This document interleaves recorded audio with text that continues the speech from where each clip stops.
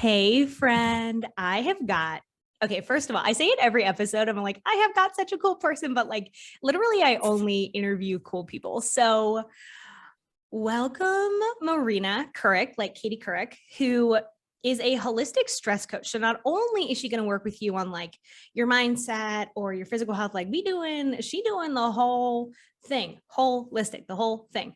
And she works with entrepreneurs and corporate professionals. But listen, if you just love her and you jam with her and she jams with you, like she's open to you too. So hello. And she's into Loom, by the way, which is so cool. Like, I'm so jealous. So hi, welcome. Hi, Amanda. Thank you. Hi, everybody.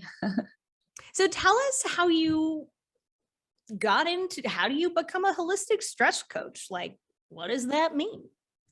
Yeah, so I am a huge believer in making your mess your message. And my Can you repeat that? I'm passion, sorry. making your mess your message. I love. And definitely what I do today is born out of my own need for my own coaching 7 years ago. And it's something that I don't think existed back then. But my journey has really been coming from the corporate world. Being chronically stressed, living in Manhattan, working in first as a consultant, so traveling often, then working at the fastest growing startup at the time. Um, Definitely no stranger to the toll that stress takes on our body, our mental health, and on our relationships. And that's why I'm really passionate about taking a 360-degree view of stress. So Yeah. I think many of us think of stress as maybe just a function of our mind and what we're thinking of. But through my own journey and through my certifications over the past 3 years, especially, I've learned so much about what stress really is. So the entire picture of stress and the stress that we hold in the body and just the impact that it has on our relationships, our career, and so many other areas of life. So I used to do more traditional health coaching, focusing on nutrition and weight loss and detoxification. And as a result of the pandemic, I first quit my full-time job Good for to do you. this full-time. Hell Yeah. yeah. And I shifted my focus to stress because it was the biggest need that I was seeing in the Yeah. world with everything that we were experiencing. So even though stress was super important and something we weren't really talking about over the past couple of decades, I think with the pandemic, it really came to the forefront of our mind. So that is what I'm super passionate about And now. I'll tell you, you can't do the other stuff if you can't get a hold of your stress. Like, you can't it's like it's crazy. People will hire nutritionists and they'll hire personal trainers and they're having breakdowns every damn day. And they're like, I cry in my car after work every single day. I hold it in front of all my coworkers and I get in my car and I sob. But I'm going to hire a nutritionist to lose weight. Like, Right. friend, you are not going to lose shit because your body is in survival mode and it's not okay. And I think people really don't understand. Oh, my cat will join us in a minute, by the way. He's nosy. I think people really don't understand the relationship between stress, survival mode, and thriving. And how if you are chronically stressed, if you are in survival mode, which most people are, and we can talk about why evolutionarily, you cannot do the higher level things. So people will buy supplements and they'll just they'll be like, I got the Calm app. And I'm like, what? I mean, great, but what are you doing? So can you talk to us about the relationship between stress and all the other goals? Hello, Kitty. All the other goals that people come to you for, that first we have to deal with the stress. Does that make sense? Absolutely. I really think it's like you said, it's the foundation of everything else that you're trying to build on it. And that's exactly why I decided to shift my focus to stress primarily, is because, especially with high achievers and people who are accomplishing a lot, those that I was seeing alongside me in New York in this like really high functioning, stressed Mhm. out society where we're eating our sweet green, we're exercising three Yeah. days a week. So we're checking all the boxes. Mhm. But at the end of our Sunday, we still have that anxious feeling about Monday morning, and we're still not feeling super fulfilled and happy. Yeah. And it creates even more, I think, of a discord within ourselves because we're seeing and we're hearing, everything that we're supposed to be doing. And if we're doing those Right. things, but we're still unhappy, it's like, well, then there's something that's wrong with me. How, if you don't get the foundation dialed in for stress, then you really can't do the higher level work. Like you can't have a passion project. You can't work out. You can't, like, it just, you're just adding more stress at that point. And so it compounds and it turns into a shit show essentially. And then your body's like, oh my God, we're running from a bear and you're asking me to build the Taj Mahal. Like, how dare you do that? I'm busy. Yeah. So what I was seeing with those I was working alongside, especially in Manhattan, in this like really high functioning society where we're all really stressed, but we're able to work through it and push through Mhm. it, is that when we're doing all the right things, when we're going to the gym, eating healthy, making sure that we are healthy, Yeah. making sure that we're, checking all the boxes as far as self-care goes, Mhm. and it's not working, Yeah. then for a lot of people, the thinking is, well, then there's something that must be wrong with me. I'm not working hard Because enough. exactly. And Yeah. if I'm looking outwardly and I'm checking all those right boxes that everyone tells me will make me Mhm. happy and fulfilled, but I don't feel that internally, then Yeah. again, something is wrong with me or my body. And it's almost like we're getting it completely wrong. Stress Mhm. and managing stress has to be the foundation of everything else. And Yes. that's what I love really learning and understanding with those that I work with is, where is stress actually coming from for Yeah. you? And why do you feel stressed day in and day out, first thing in the morning? What are the areas of life that really cause you stress? And how can we address those things first before Yeah. we layer on all of those additional self-care practices that we know are really helpful and Yeah. nourishing, only when you're starting from a place of already being a little bit Healthy. more fulfilled Right. and ready to take on something else. It's crazy that we call that high functioning. Like, in a very capitalist society, like, yeah, we would be like, oh, well, but you produce so much, you work so much. And that's high functioning. And I'll tell you, moving to a smaller town in North Carolina where, like, I thought it was a joke that like country songs sing about sitting on a front porch for hours. Like, people do that in real life.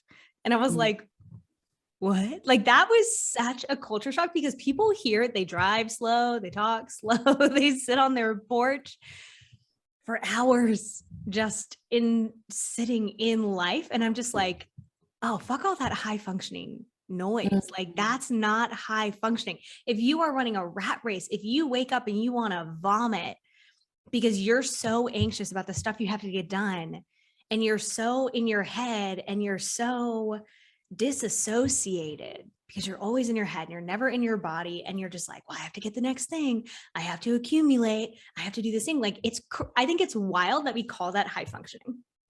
I agree with you. Like, And I that is think wild. it's the difference between being and doing. And for someone who's Yeah. been doing all their life, it's really hard to understand what being present means or what And taking time for yourself means, and it's just uncomfortable. powering off and just Yeah. sitting and taking vacation without it. It's Yeah. interesting because with a lot of people, what I say is that our stress begins in childhood and Mhm. puberty and in high school and Yeah. college, All where that we programming. already have so many quote unquote unmet expectations and regrets when we get into our first career, Right. and we're wondering, why are we already stressed? Yeah. Well, that's that built up stress from literally childhood onwards that we never have a chance to process. Yeah. So, And we live in such an achieve culture too, where like school is focused on test scores and not necessarily on mastering content or learning. And it's always keeping up with the Joneses. And I mean, humans are like that anyway. Like, we want to fit in, we want to feel good about ourselves. But so many people try and find that outside and say, well, I need this big house and I need this big job, and I need people to tell me I'm worth it. And I need people to tell me I'm smart. And I only feel that way when I'm achieving something. And it's so toxic, because as soon as we meet it, we move the goalpost. And there's a lot of value in that. Like, you don't just want to be complacent forever. We're meant to grow. We're meant to expand. We're meant to do all those things. But if we also never take a second and be like, oh, okay, I work this hard so then I can chill. Like, we even take our phones to the bathroom. Like, we can't poop in silence. We can't, God forbid, we take 5 minutes to poop or 1 minute to poop or however long it takes people to poop, and just can't sit. Like, they just don't sit. And then they have That's anxiety. such a good point. It's crazy. Or it's when you see someone looking for their phone and it's in their hand and they're freaking out because they can't find it.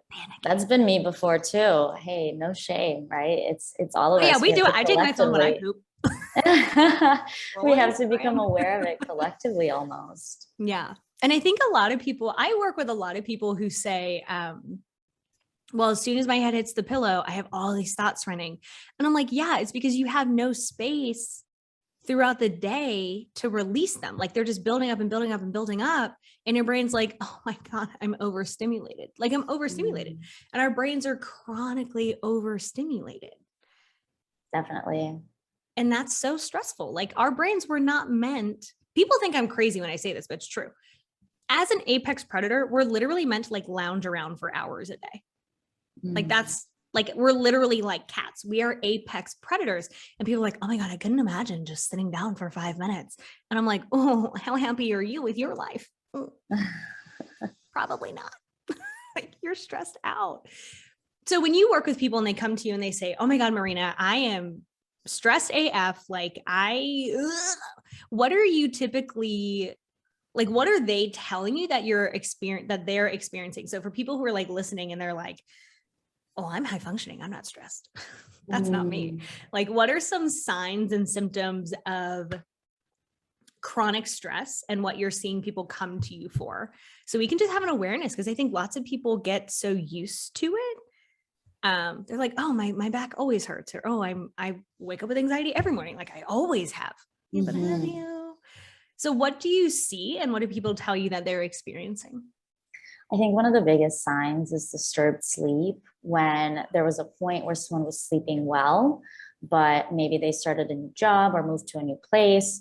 And at this point, it's been years of them being a disturbed sleeper, but there was a point in their life where they were sleeping well. And so today they just kind of learn to cope and live with that level of low quality sleep, which is stressful. It is. And it's like this vicious cycle, right? Where the less you sleep, the more stressed you are, and the more stressed you are, the less you sleep. And at some point we have to break that pattern. Right. And the other important thing about it is that the body learns to adapt to the inputs that we give it. The body is super resilient and super smart. That's what's allowed people to survive the Holocaust and just some intense conditions that we can't even imagine, but the body adapts. And so one of the red flags, I feel like red flags are super popular right now. I'm not sure why I'm talking about red flags. It's a very memeable. Yes. But one of my red flags, if it's someone says, you know, this is how I've been living for the past couple of years. If I ask, you know, well, how have you been sleeping? And they tell me, and then they're like, well, it's fine though. I learned how to live with it. That's such a red flag to me, because you know, on the level of the body, yes, many of us have learned to cope with what we're giving our body to work with, but that doesn't mean that's our optimal level of being and functioning. Right. Your body also gets used to like drinking every day, or using heroin, or using a bunch of cocaine. Like, that doesn't mean that it's good. Doesn't mean it's good. And almost getting people to believe that there's a better way of sleeping and of feeling day in and day out, that's kind of the biggest feat and the biggest place where someone could just free themselves from all of that past thinking and just living from the past, and this is how it's used to be. Honestly, I think that's one of the biggest barriers to someone starting to work with me, is many of us are resigned to the way that we feel. And we're resigned to the stress that we're feeling. And especially as a result of the pandemic, I saw this so much where if people were chronically stressed before, and then we added the pandemic to that, now people are just kind of checked out and maybe kind of in a fog or a daze, where if I say that it could get better, people almost don't believe me. Yeah. And so that's one of the big things I work on, is first making people remember what feeling good feels like, what going beyond just surviving feels like. And then taking the right steps to break that pattern from the past. Maybe it's sleeping, maybe it's having an addiction to caffeine because that's the only thing you survive on. Some people experience heart palpitations and that morning chronic anxiety. I think that's another red flag. You alluded to that of, I wake up anxious first thing in the morning. It's not supposed to be that way. Right. If there's no predator in our surroundings, if we're just waking up in our bed, we're not supposed to be feeling in fight or flight already. Well, also, we just make up our own predators, though. Like, we just make them. My friend is mad at me. I'm going to get fired. The world is going to end. We're like Chicken Little all the time. And I'm just like, what the fuck? No. What? Yeah. So what? And I ask people all the time, so what? So what if your friend is mad at you? Well, then they'll leave me. Will they? Like, in reality? Is that real? Well, probably not. Okay, so you're making things up that are stressful, because we also, and I think people really don't understand this, we get not addicted, because that's not the right word. There's a difference between, well, maybe addicted in one sense. So there's a spectrum where behaviors are problematic and then they're addictive. And a lot of people call things addiction that are not addiction. The difference is if you have negative consequences. So just so people understand that, what happens is when we start having those stress hormones flooding our system, we can quite literally become addicted to them. In that, our central nervous system, our brain gets tuned to them, and we don't know another way of being. Because you're right, humans are so adaptable. We're so adaptable, we will ruin our own lives in order to stay in that adaptation. And people, you're so good. Like, people forget what it feels like, because maybe the last time they felt carefree was when they were a child, and maybe they didn't. If you grew up in a chaotic household or an abusive household or neglected household, like, you've never felt free because you've never been free. You were never allowed to do that. So if you've never felt that and you're saying, well, yeah, it's possible to be stress free, they're like, bitch, you lie. Why are you lying? That's not true. But if the last time that happened for them was when they were a kid and they don't remember because they've been so checked out, and people can check out for decades. They can check out for their whole lives, to the point where they feel nothing ever. And all they feel is anger, right? I have a lot of people who are so shut down that they only feel anger because it's the only thing loud enough to get to them. So they say, I'm stressed all the time. And I'm like, you're probably a lot of other things too. They just can't get through because you disconnect, you check out so hard. And you say, you don't have to be this way. They're like, well, that sounds false. I've always been this way. And then they convince themselves that that's true. I've always been this way. I'll always be this way. Everybody hates their job. Everybody is miserable, as a story to justify that they're miserable. Not everybody hates their job. I love my job. Not everybody hates their life. I love my life. So people are like, oh, yeah, but you're, and this is one I'll hear. Yeah, but you're the outlier. And I'm like, maybe. Yeah, I mean, if everybody hates their life, yeah, I'm definitely an outlier. But like, I've worked to do that. And so people can quite literally, oh, that's where I was going. Sorry, I came back. People can quite literally become addicted to that cycle of neurotransmitters being released and your body being in fight or flight and running all the time, because that's all that you flood your system with, and the brain adapts. The brain is like, oh, well, okay, well, there must be danger everywhere. And then if there's not, your brain and your body are like, this is uncomfortable. Remember that one time when you were 7 and you said something stupid? Everyone hates you. And we just create stress because we're addicted. So when people are in that space with you, like, no, there's no background noise. When people are in that space with you where they're like, maybe they've literally never felt good. How do you, like, what steps do you take? Where do you start? My cat would walk on papers right now. How do you start with people? Like, is there a certain way that you work with them? Do you say, well, we do body first, or we do emotions first, or we do an inventory first? Like, what does that look like? Yeah, so that's such a good question. And that is why I always say that I work with the physical, mental, and emotional aspects of stress. And I think it varies for people because depending on where they're starting from, that's the first thing that I really like to understand is I take people through essentially an assessment, not anything super hard and structured, but just a process of really inquiry. And so few of us have had an opportunity for self-inquiry as it relates to our life and our stress levels. So even that in itself is a really eye-opening experience for them. But I want to understand, what is your current level of stress? 0 to 10, 10 being the worst of your life. Yeah. 0 being you are on a beach every day. And what are the sources of stress? Where's that stress actually coming from?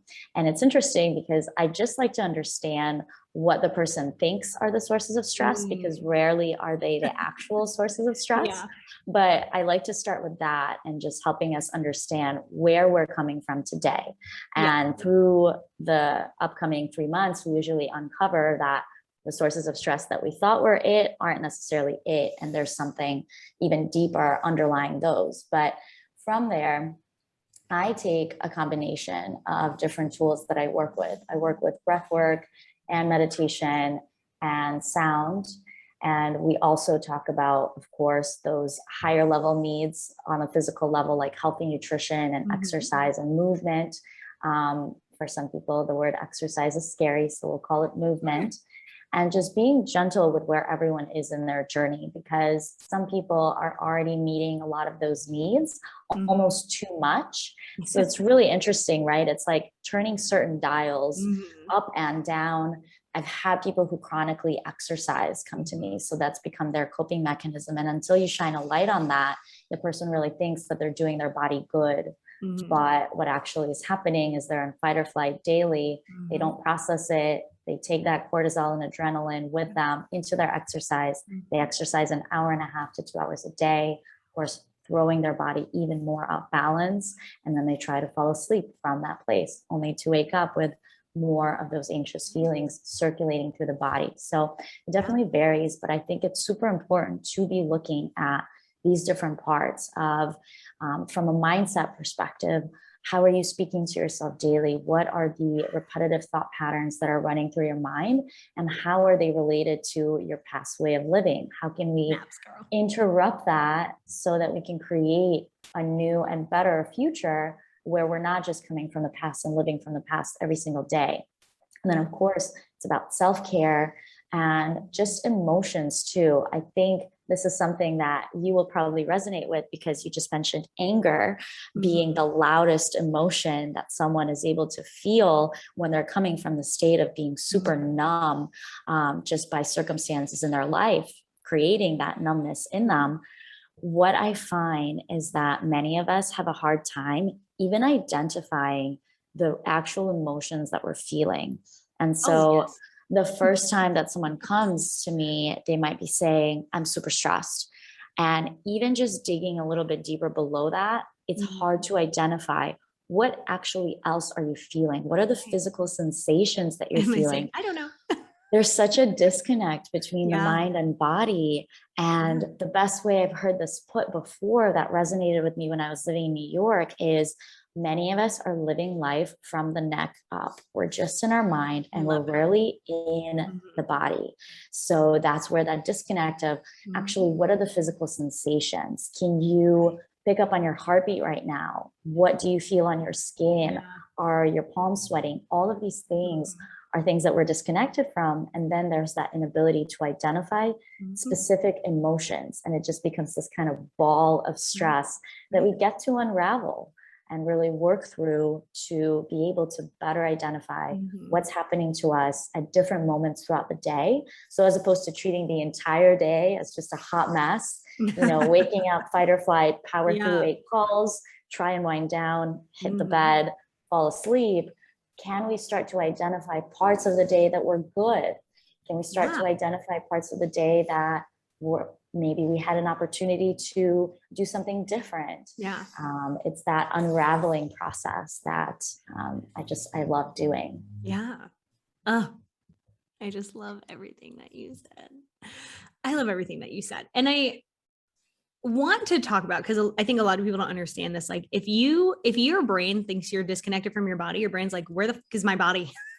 That's so stressful. And you can't listen to signals. So you think you're stressed all the time, but like you may not really be. It may just be pockets of the day, but because that's your filter, then you think everything is stressful, because we also, little gremlin brains, will filter out evidence against our beliefs, because we want to be right. And I think stressed and busy is a badge of honor. So we're like, I'm so busy, I'm so stressed. Like, cool, that's not impressive. Stop it. Like, go sit under a tree. But I can tell you the amount of times I have, two stories. One, a lot of people, again, only experience anger because it's the only thing loud enough. And I tell them anger is actually always an armor. It is always an armor. It is never a primary emotion. So I say, what's underneath the anger? And they go, frustration. And I just die. And I'm just like, okay, yes, that's anger light. Like, what's underneath that? And they're like, more anger. And it's like the cartoons where you just keep opening doors and it's like a door. And they're like, anger, anger, anger. And I'm like, no, eventually we're going to get to what it is. And I'll tell you, usually they say, I'm hurt.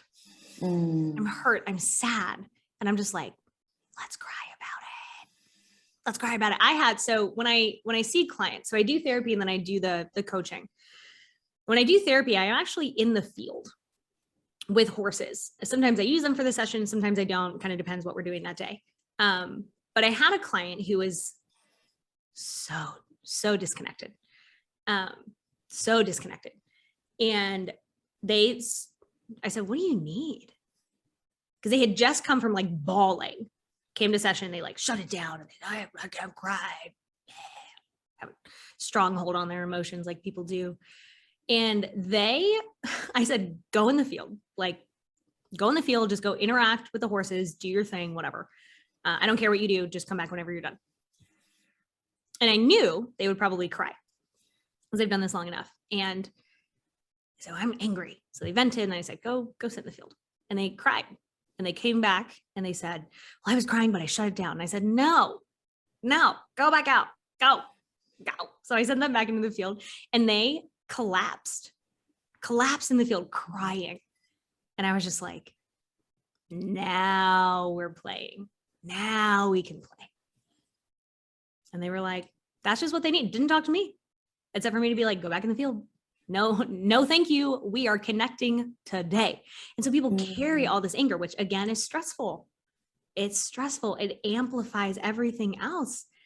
And the amount of times I've had to, and I don't know if you have to do this, but the amount of times I've had to give people a list of emotions because they literally do not know. And they can pick it out from a list, but they can't think of it off the top of their head. So I'm just like, oh no, here's a list of emotions. And they're like, oh, I feel invalidated. I feel disrespected. And I'm like, if we can't figure out that nuance, that's the unraveling part that you're talking about. If we can't figure out that nuance, we can't figure out, okay, is it stressful because I'm angry? Maybe you're angry, but that's an armor. But is it stressful because you feel disrespected all day long? Okay, let's work on that. Because if we can never connect and say, what the heck am I feeling? We also can't fix it. Because if you say, well, I'm angry at you for not doing the dishes. They're like, well, I don't give a shit about the dishes. It's never about the dishes. They say, I feel disrespected because I do the majority of the housework and all I ask you to do is dishes. You don't love me. And that hurts my feelings. Then we can do the work. But if they say, well, I just hate my job because I hate the customers. What about them do you hate? I don't know. I just hate them. Okay. Why do you keep that job? I love this. Yes. So that's something I see all the time. And once you open the connection, I don't know if this is something you experience, but it's something I experience with my clients. Once we open that connection, they'll often start having nightmares. Is that something your people have? Or panic attacks? Panic attacks. Yes. You turn the hose on. And the hose is like, I've been waiting to be turned on for 30 years. Fuck it. We partying now. And I'm just like, nope, you're having panic attacks. It's fine. Sit through them. Yes. Sit through them. And they're like, I don't want to. It's uncomfortable. And I'm like, I know. That's why I'm telling you to do it. Yeah, I love that. Just the distinction between the primary and secondary emotions too Mm. is huge. That People don't know. understanding that there's something causing that anger or discomfort. And it's almost like our emotional palette has shrunk so much where every day we'll just feel anger, Mhm. hunger, tired, and maybe Right. that's it. Yeah. And yeah, just seeing that spectrum of emotions and their different names, I always say embrace that. At first, seeing that is overwhelming because many people have no reference point for so many of them. Right. And then again, it goes back to, well, something is wrong with me. And I don't know if this is the case with your work. What I always try to reinforce is that there's nothing wrong with your body. There's actually everything right with it because Mm. it has adapted. It has learned to live and to help you survive. Right. Because underneath, beyond thriving and all the things that we Mhm. want to help people get to, the primary need that our body has is survival. Right. And so actually, your body is doing exactly what it's designed to do to help you get through what you're facing in life right Yeah. now. And just switching that from something is wrong to something is right Mhm. is one of the helpful ways that I found for people to just know that this is a process and this is a relearning journey that I'm going on, where maybe I'm coming from this dysregulation and, disconnection, but that's what was happening in the past based Yeah. on the inputs that I was given. And now it's time I could to scream. create a new story, Yeah. because you went to this a couple times now. And I think it's so important to highlight that for people that operating from the past mentality, where you just wake up every single day and you live out yesterday over and over and over again, we have a strong need to be consistent with how we see ourselves, right? And especially after you've bonded with people over how much stress you have, or there's a community Right. that you've created in your family, or the Mhm. language that you use is, we're all stressed, we're such Mhm. martyrs, we give so much. Whatever that language might be for you, now you're creating an identity every single day of being someone who is stressed, and you're functioning like someone who's stressed. And you're You're going to prove it drinking. right. Exactly, because we don't want to be wrong. We don't want to be wrong to ourselves. We have the strong desire to be right and correct in how we see ourselves and how we've been functioning. So, Yes. I could just die in this conversation. It's so good. And I love that you bring up living in the past, because really anytime we're thinking about stress, it's mostly in the past. Sometimes it's like, I'm scared of this future, or I'm worried about this future. I mean, but the point is, it's never in now. It's never like, now am I good? And I think when people start checking in, and it's something I tell people to do all the time, I say throughout the day, just ask how you're doing. And they like look like, and I know it's never occurred to them, because just like literally ask yourself, hey self, how you doing throughout the day? And they're like, what? And I'm like, this is called checking in. Because really throughout the day, I think most people will find that they're like, well, I'm good. I'm okay. I'm a little bored. I'm a little worried about XYZ, like whatever, but we're not always stressed. But if that's the filter we're using, if that's the identity we've decided was gospel, if that's the mask that we put on most often, then we will confirm that that is how we spend most of our day, but it's not factually true. Most people go about their day and they're okay. So they say, oh, I'm really content most of the day. Well, then your identity is, well, I'm someone who's content. Kitty, why you do this? He's like curled up.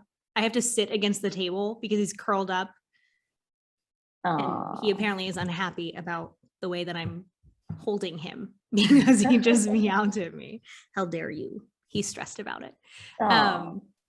So people like create this identity around it. So you do entrepreneurs and corporate and sometimes normal people, if they jam with you and you jam with them. Do you see a lot of like differences in what they experience, or is it pretty similar? Yeah, that's an interesting question for me to reflect on. I think there's very similar themes that probably present in different ways, right? It's going back to like the primary drivers of someone and then how they show up Yeah. in the world for that person.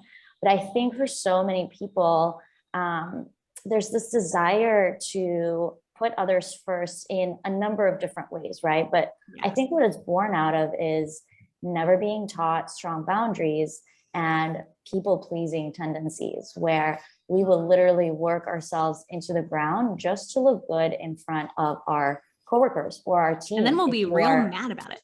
Exactly. Which is so stupid. Then resenting, right? Being resentful comes into play, and you don't know the source of the resent, but it's actually internal. When we really get into it and get down to it, down to the core, it's you resenting yourself for not having those stronger boundaries, for not advocating for yourself, right? For putting others first all the time. And so I think that's one of the biggest things, honestly, in the work culture, like work first culture. And even for parents, though, especially for anyone who is a stay-at-home parent who's also juggling a career, it's, you know, flipping that to actually put yourself first over your kids. Because if you're at your best, your kids are served by you at your best. It's not kids first, it's you first.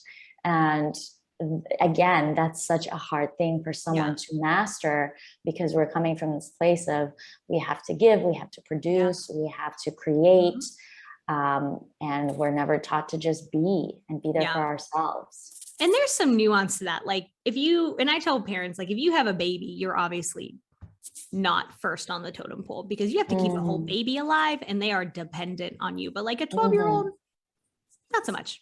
Your business when it's first starting is basically like an infant. So it does shift too. For sure. But I don't want to lose the nuance. I also tell people, and they hate when I tell them this, but it's true. People pleasing is just manipulating people into liking you, and it's shitty. Whoa. And people are like, ew, I'm manipulative. And I'm like, yeah, you're a liar. And that doesn't feel good. It's stressful, because anytime we're out of alignment, our body's like, this is not right. Something is wrong. And we code everything as running by a bear, because for most of human evolution, we were running from something that was trying to kill us. So your brain's like, God, there's a lot of bears around here. Like, fuck, this whole environment is unsafe. Everywhere is bears. And it's not okay. And so the body tries to tell us, and then it's uncomfortable because we don't like being stressed.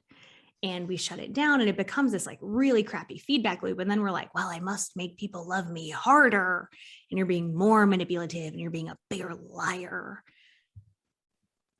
And people never want to think of themselves as lying manipulators, but that's really what people pleasing is. Like, they're so, not that they're doing it to be malicious, right? That's not what I'm saying, but the intent is to lie about who you are, what you want, what you're willing to do to get people to like you. And that's not authentic. And it creates this big disconnect, and it sucks. But boundaries are one of the best ways to deal with stress. Yes, 100%. Before we go, I have a question that I keep meaning to ask, and then I get on other really awesome topics. Is the whole point to never be stressed?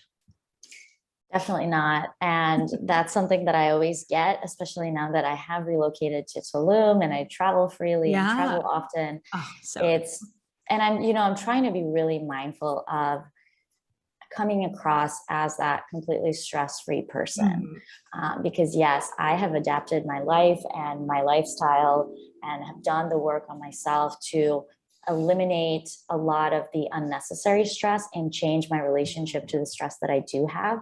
Good for yes, my stress is definitely lower than it ever has been. Certainly it's, about 75% less than what it was when I was in corporate and living in New York, but stress is still there. And so that's the exciting thing. And every time we are faced with stress, I think it's an opportunity to use the tools that we're learning that are helping us better ourselves. For me, one of the biggest signs of progress, which progress is success, right? So one of the biggest signs of success is when I'm faced with something that would formerly trigger me, or something that would really create that anger, discomfort, the heart palpitations, all of that used to happen to me daily. And it's almost like the volume on that stress has been turned down. And that's such just a marker of, the stress is still there. Maybe I still feel it and recognize it and see it in front of me, but there's no need to allow it to hijack my entire hour, my entire day. There's tools that we can use to move through that. And that's the reality, right? Especially if someone is thinking, well, if for someone who is resigned to stress, maybe it's not something that you can immediately run away from or quit or just undo in your life. Then it becomes about equipping yourself with how to be more resilient when that happens. How can we actually allow ourselves to recognize it, feel what needs to be felt in the moment, and then say, okay, now what? What's next? What's the next action that I could be taking, as opposed to getting lost in the stress? Because I think when we use stress as an opportunity for growth, it becomes a better and better thing. There is such a thing as eustress, we know that. But it's also about how can you maybe see more of the stress in your life as good stress, and of course, be resourceful enough to know when something is really causing you distress, when something is really impacting you, and when maybe a boundary or a change is needed. Which means we have to live below our neck, because that nuance takes insight. And if we never ask our body, like, how does this feel? Then our body's just like, everything is bad, which is why people want to run away from their lives. I just want to move. Like, that's not going to help you. You're not different. You'll just create the same problems. Oh, I'm obsessed with you. This is great. I just love what you said about people pleasing and that distinction of, it's really just our way of getting attention, getting someone to like us. Something that I cite about boundaries, which is really kind of the antidote to incessant people pleasing, is if you're someone who's struggled with boundaries in the past and you don't even know where to start, notice what need your lack of boundaries is meeting. And more often than not, it's a need for significance. It's that need to be consistent with maybe this giver identity that you've created. And so for many of us, that lack of boundaries is actually there for a specific purpose. We actually like it being there on some level. We love to be a martyr. Yeah. People love to be martyrs. I do so much for you. No one asked. We don't care. Oh, I was just going to say something about that. Back. Oh, I get a lot that people say, I just love too much. And I tell them, like, your heart's not the problem. Your heart's not the problem. You're supposed to love too much. You're just also supposed to protect it. Like, your lack of boundaries is the problem, not your heart. Keep your heart. Love more, love harder for the people that deserve it. Because not everybody does. And maybe I'm mean for saying that, but I don't care. People can die mad about it. But if people struggle with discernment, I think discernment and who deserves your energy and when is really important. Yeah. And I actually tell people if they struggle with boundaries to start with dinner, because people who struggle with boundaries cannot make decisions. What do you want to eat? I don't know. Whatever you want. People pleasing. Tell me what you want for dinner. So if you struggle with boundaries, my friends, start with dinner. What clothes do you want to wear? How do you want your schedule to look? And those are all boundaries. And I think people don't know that. But it can decrease stress because now you have more agency. That's something we should hit on. A lot of stress is you being helpless or feeling helpless, not being helpless. We have a lot more agency than we typically think. People feeling helpless in their own life. So like, I would be stressed too if I were a boat in the ocean. And I was like, well, I hope I get to shore someday. I'm in the middle of the Pacific. Like, that would be very stressful versus like, oh, shore's that way and I'm going that way. Oh, thank you, Kitty. Yeah. Hi. Okay. So the helplessness that creates stress is also a lack of boundaries. You're not making decisions. You're not giving yourself power over your own life. Oh, this is so good. We only have a couple minutes though. So how do people find you? If they're like, holy cheese balls, Marina is dope AF, which like everyone, seriously, go follow her. I'm obsessed. How do they find you? How do they work with you? If they're like, oh my God, I'm stressed. I'm stressed and I want Yeah. help. So I am Sum of All Positive on Instagram. That is the place I hang out the most. That's SUM of All Positive. And that's really me alluding to that 360-degree view of stress and of our life, as opposed to just extracting bits and pieces and trying to tackle those, as opposed to really making sure that our whole house is in order. And it doesn't have to be scary, you guys. If you're listening to this and you're like, oh my gosh, I'm overwhelmed, I don't know where to start, that's exactly where our work comes into play, right? Yes. We start in the place where you need to the most, and then we just go on a journey, and it's not scary, and it's amazing, and it's transformational. And that is why I'm so passionate about what I do. I'm Marina Kirik on LinkedIn, and my website is sumofallpositive.com. So SUM of allpositive.com. That is where you can book your free first stress breakthrough call with me. And I call it that really mindfully. It is meant for us to really walk away, help you walk away with quick wins. So especially if you're feeling overwhelmed and you don't know where to start, that is one place you can start. That free stress breakthrough call. You can let me know when you book it, what it is that you're facing right now, what it is that you think you need, and then we'll take it from there. So, oh, I love that.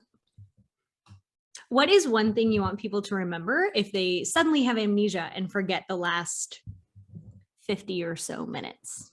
I think we talked a lot about breaking the pattern of living from the past. And it's just the statement of your past doesn't have to equal your future.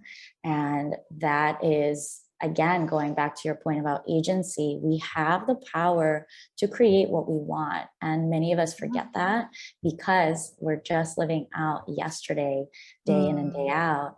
And it doesn't have to be that way. We can break that pattern because we are way more capable than we think. Oh my God. Okay.